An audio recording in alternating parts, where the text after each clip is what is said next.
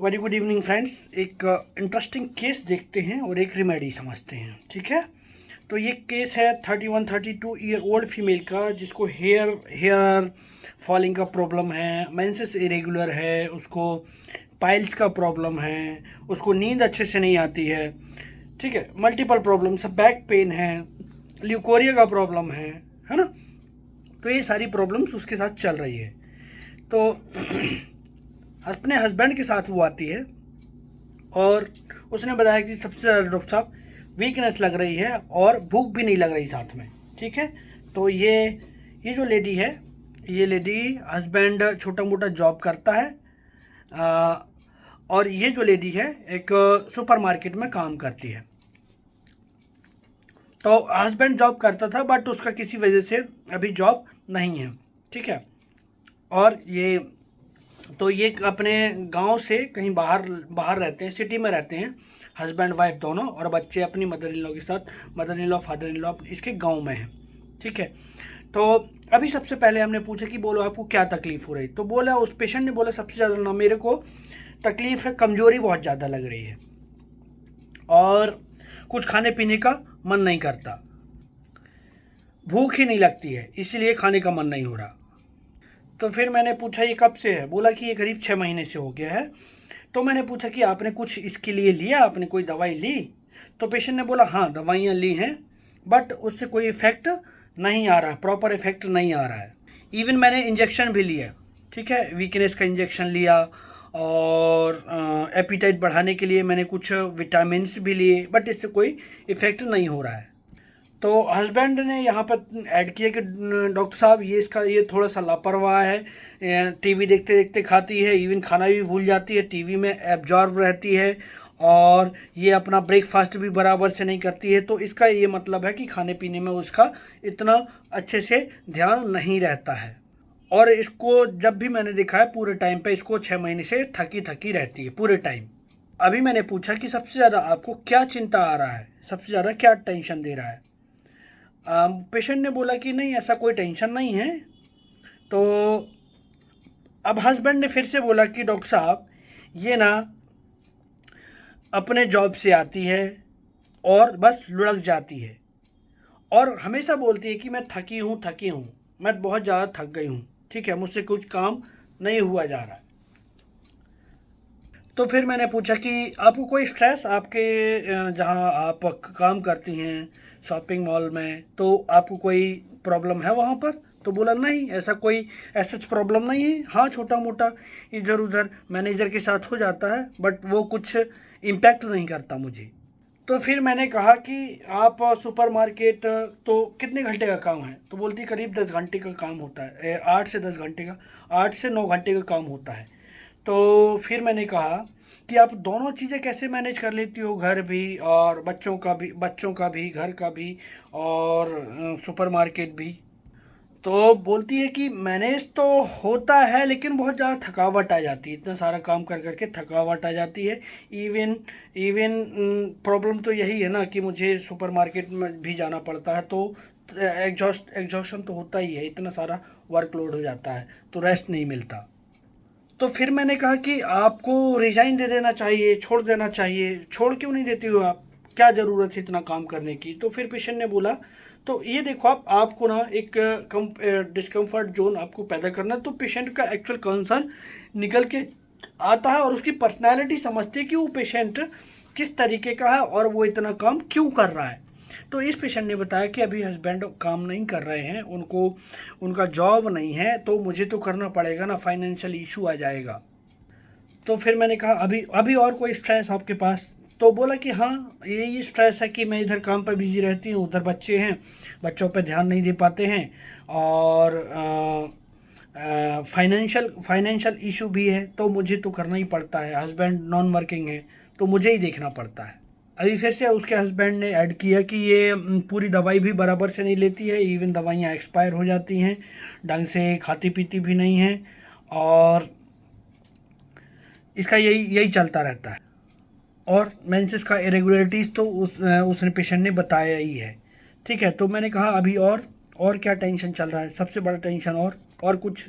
तो आपको बार बार पूछना है। एक्चुअली पेशेंट एक बार में नहीं तो 2-3 बार में पेशेंट अपने आप को एक्सप्रेस करता है। जैसे हम पूछते हैं कि और कोई क्या टेंशन है, तो उसकी एक के बाद एक लेयर बाय लेयर उसके टेंशन से निकल के आते हैं, तो वो पेशेंट का एक कंप्लीट पिक्चर आपको देखने को मिलेगा। और फिर वो उस स्ट्रेस में कैसे अपने आप को अडाप्ट करती है, कैसे रिएक्ट करती है, वो सारी चीज़ें आपको उसी पेशेंट के वर्जन के फॉर्म में ही मिल जाएंगी।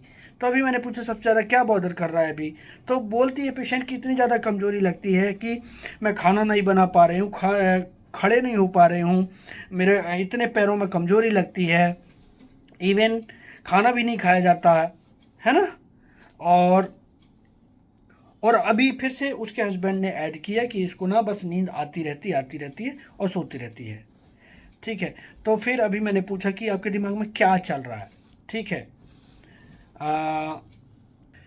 तो पेशेंट ने बोला, अभी देखो आप, फिर से मैंने पूछा कि सबसे अभी क्या दिमाग में क्या आ रहा है। तो देखो आप, ये बहुत इंपॉर्टेंट क्वेश्चन है कि दिमाग में क्या चल रहा है। ठीक है, तो कुछ पेशेंट बोलेंगे, जैसे जैसे रस्टॉक्स का पेशेंट बीमार है, तकलीफ है, सब कुछ, डॉक्टर साहब यदि मेरी ऐसी हालत है तो बच्चों का क्या होगा। ठीक है, बच्चों का क्या होगा। तो ये जो रस्टॉक्स का पेशेंट होता है ना, वो सेल्फलेस बंदा है, वो अपने से ज़्यादा अपने फैमिली के बारे में ज़्यादा सोचता है कि फैमिली का क्या होगा, है ना। तो ऐसे ही आपको क्वेश्चन करने हैं। तो अभी देखो आप, इसने कि अभी दिमाग में क्या चल रहा है, तो पेशेंट की करंट सिचुएशन आपके सामने आएगी कि पेशेंट सबसे ज़्यादा क्या सोच रहा है। तो जैसे ये पेशेंट ने क्या सोच रहा है, क्या सोच रही है लेडी, कि सबसे ज़्यादा टेंशन होती है बच्चों की, बच्चों के फ्यूचर की, है ना, उनकी स्टडीज़ की। अब मैं तो अपने सुपरमार्केट जाती हूँ, हस्बैंड बच्चों पर उतना ध्यान देता नहीं है। ठीक है, अब मुझे उनकी स्टडीज़, बच्चे बराबर से पढ़ाई लिखाई नहीं कर पा रहे हैं। ठीक है, उनकी जो जितनी भी ज़रूरतें हैं वो प्रॉपर हो नहीं पा रही हैं, और हस्बैंड प्रॉपर से उनके ऊपर अटेंशन नहीं देता है। फिर वो सारी चीज़ें भी मेरी जिम्मेदारी है, मतलब घर का भी जिम्मेदारी, बच्चों का भी जिम्मेदारी, पढ़ाना लिखाना उनका, उनका देख रेख करना, और सुपर मार्केट तो है ही। और बच्चे कई बार गड़बड़ भी करते हैं, और ये बताते बताते वो रोने लगी। अब अगेन उसके हस्बैंड ने फिर से बोला कि ये इसी का, मतलब उसने इसको वाइफ को ही आरोप लगाया कि सब इसकी ही गलती है। तो फिर मैंने पूछा कि आपको क्या मन में आता है। तो पेशेंट बोला, अभी देखो, मतलब वापस क्या मन में आता है, क्या मन में, और क्या सोचती हो। तो फिर उसने बोला, मतलब हर बार आपको एक नया सेंटेंस मिलेगा, एक नया उसका मन का मिलेगा। तो उसने बोला कि एटलीस्ट मैं कितना करूं, मैं बाहर सुपरमार्केट देखती हूँ, बच्चों की स्टडी देखती हूँ, घर का देखती हूँ, कम से कम हस्बैंड को तो इतनी रिस्पॉन्सिबिलिटी लेनी चाहिए ना कि वो बच्चों को पढ़ा सके, बच्चों को ध्यान रख सके, बच्चे क्या कर रहे हैं, किस माहौल में हैं, किसके साथ खेल रहे हैं, ये सारी चीज़ें एटलीस्ट हस्बैंड तो देख सकता है ना डॉक्टर साहब। मेरा तो छोड़िए, एटलीस्ट इतना तो कर ही सकता है ना हस्बैंड। तो तो फिर मैंने पूछा कि आप लोग यहाँ क्यों रह रहे हो। ठीक है, तो उसने बोला कि यहाँ मैं जॉब करने आ गई थी। मैंने कहा कि जॉब को इसके अलावा और, तो मदर इन लॉज के साथ आपका कैसा था। तो बोला कि मदर इन लॉज के साथ भी उतना अच्छा नहीं था, और उन लोगों ने ही मतलब मुझे मेरे साथ कुछ गलत किया। मतलब कैसे, फिर मैंने पूछा कि कैसे।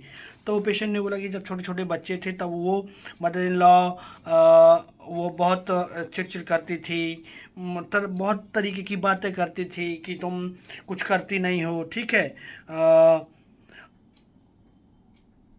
और पूरे टाइम पे घर का ही काम करती रहती हो, तुमको कहीं कुछ करना चाहिए। मतलब ये कि तुम घर पर बैठी हो, तुमको कुछ करना चाहिए, जबकि घर पर इतना सारा काम होता है डॉक्टर साहब, पूरे घर का काम देखो, है ना।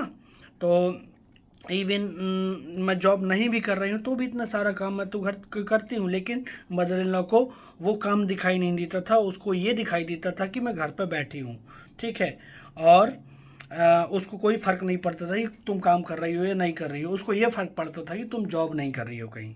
तो वो तरह तरह की बातें सुनाती थी मुझे, जबकि जबकि हस्बैंड कोई काम नहीं कर रहा था, और हस्बैंड को कभी उसने एक शब्द भी नहीं बोला। ठीक है, फिर हम लोग सेपरेट हो गए और फिर मैंने जॉब करना स्टार्ट कर दिया। तो फिर मैंने पूछा कि इतनी इतनी वीकनेस के साथ आप कैसे मैनेज करते हो आप, है ना, इतना सारा ये सारा काम। तो पेशेंट ने बोला कि जो मेरा काम है, मैं काम करके आती हूँ अपना सुपरमार्केट से जितना भी है वो काम करके आती हूँ, फिर मैं घर में थोड़ा सा रेस्ट लेती हूँ, उसके बाद जो अपना घर का घर का काम करती हूँ, लेकिन हस्बैंड मुझे कुछ नहीं समझता। ठीक है, मैं और हमेशा ये बोलता रहता है कि महिलाएं तो सारा काम कर सकती हैं, और वो हमेशा ये बोलता रहता है हस्बैंड कि देखो महिलाएं, सिर्फ तुम अकेली महिला थोड़ी हो कि लोग कितना सारा काम करते हैं, इवन बगैर थके काम करते हैं, मतलब। तो उसकी वाइफ ने बोला कम से कम ये बात तो नहीं कहनी चाहिए ना, अप्रिशिएट करो या ना करो, कम से कम आप दूसरों से कंपेयर करते हो। ठीक है, इवन वो ये नहीं समझता कि मैं इतना सारा काम कर रही हूँ, उसको उसको नहीं फ़र्क पड़ता। ठीक है, मेरी भी तो अपनी एक लिमिट है, मैं कितना करूँ। तो फिर मैंने पूछा कि फिर आपको कैसा लगता है, तो पेशेंट ने बोला कि बहुत बहुत चिड़चिड़ होती है डॉक्टर साहब, है ना, गुस्सा आता है, मैं शांति चाहती हूँ।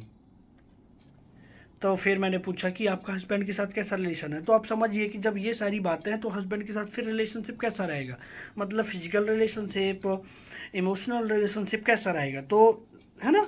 और फिजिकल रिलेशनशिप बहुत इंपॉर्टेंट होता है हमारी जो मैरिज लाइफ है।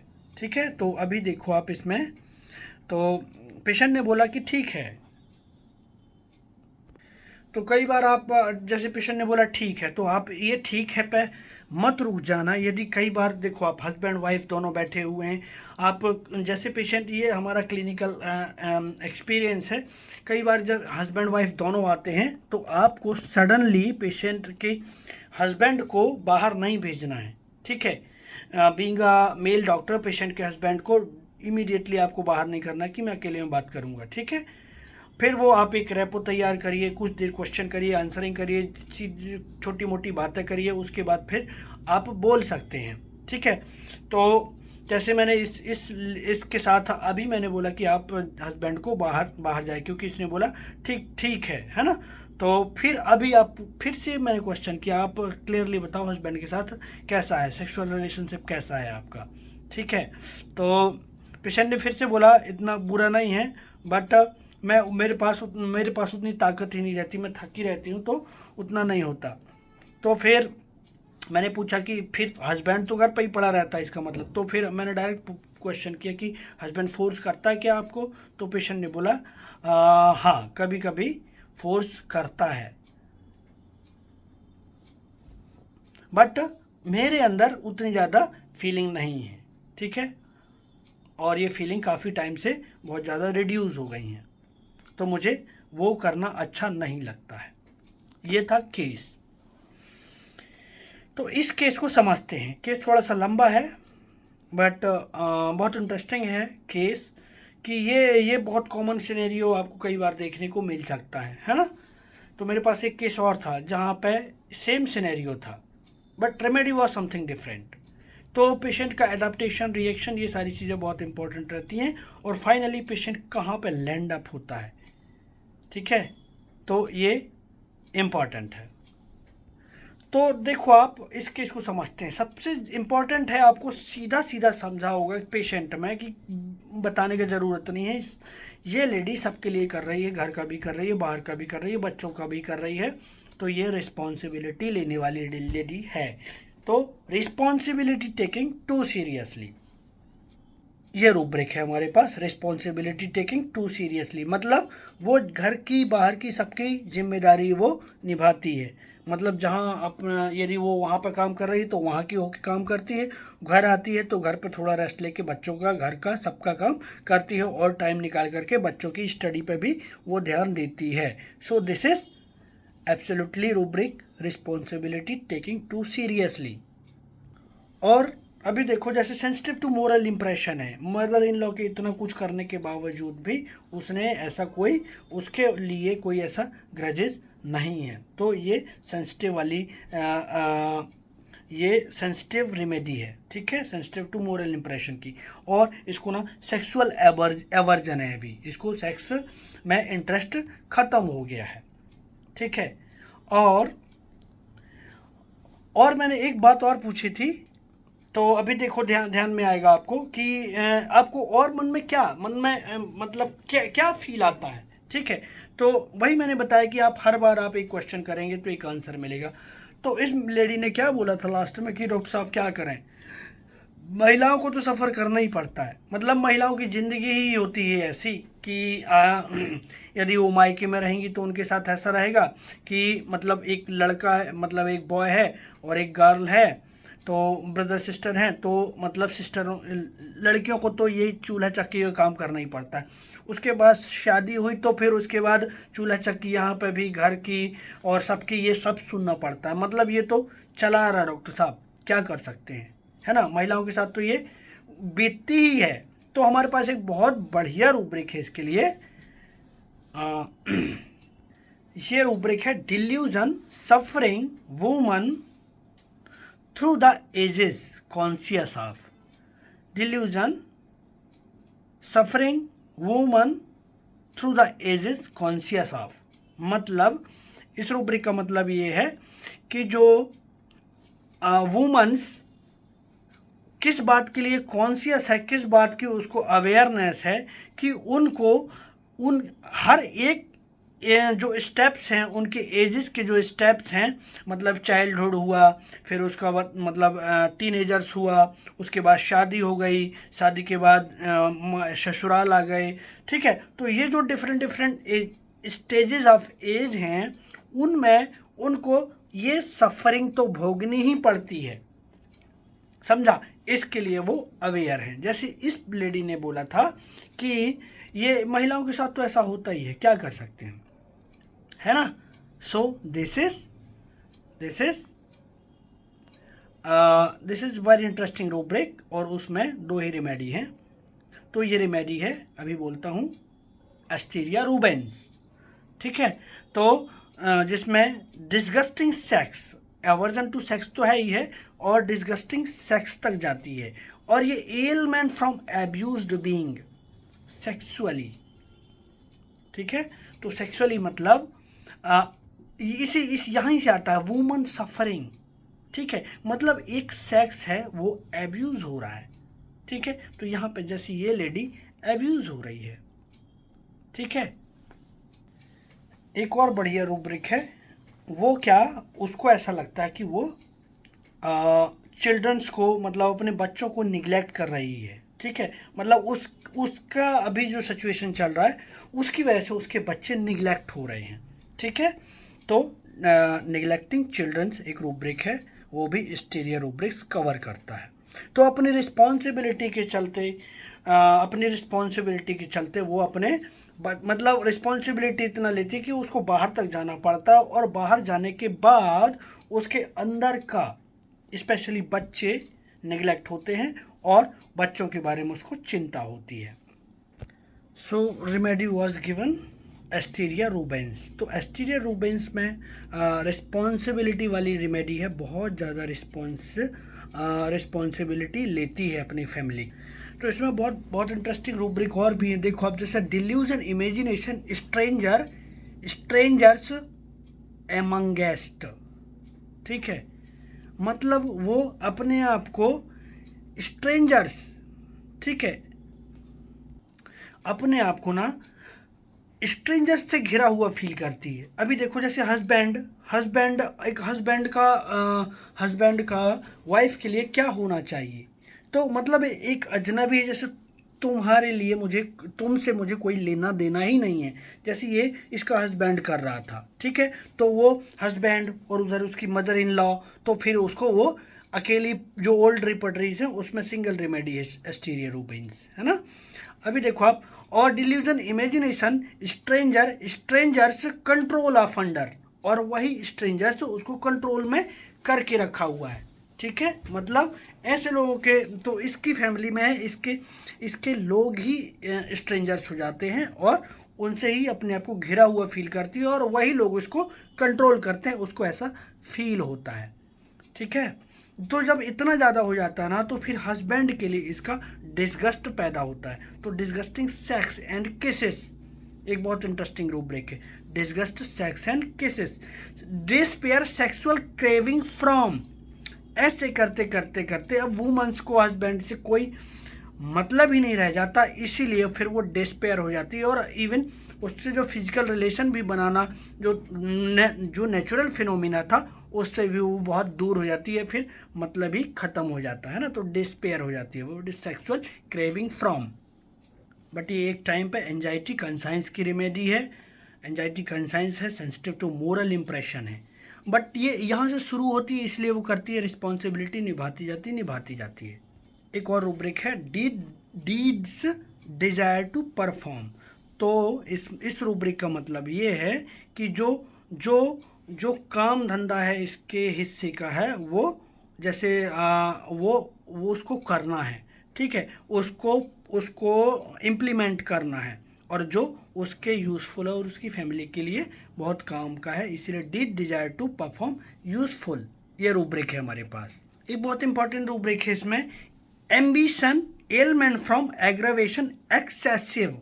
मतलब ambition excessive element from aggravation, जब आपका एम्बिशन तो बहुत ज़्यादा एम्बिशियस हो जाना, ठीक है, बहुत ज़्यादा एम्बिशियस हो जाना, तो जो इसकी रिस्पॉन्सिबिलिटी के चलते ये इतना ज़्यादा एम्बिशियस हो जाती है कि अपने आप को ये तोड़ लेती है, ठीक, ऐसे ही काम कर करके, ठीक है। तो इसका एम्बिशन बढ़ता है और वहीं से उसके एलिमेंट आना शुरू होते हैं। तो किस तरीके से एलिमेंट आएंगे, अब इधर का भी संभाल रही, उधर का भी संभाल रही, कितने सारे काम कर रही है, तो फिर इसको एलिमेंट आना शुरू हो जाते हैं। और उसमें 2 ही रेमेडी हैं, एस्टीरिया और एक और रेयर रेमेडी, है ना।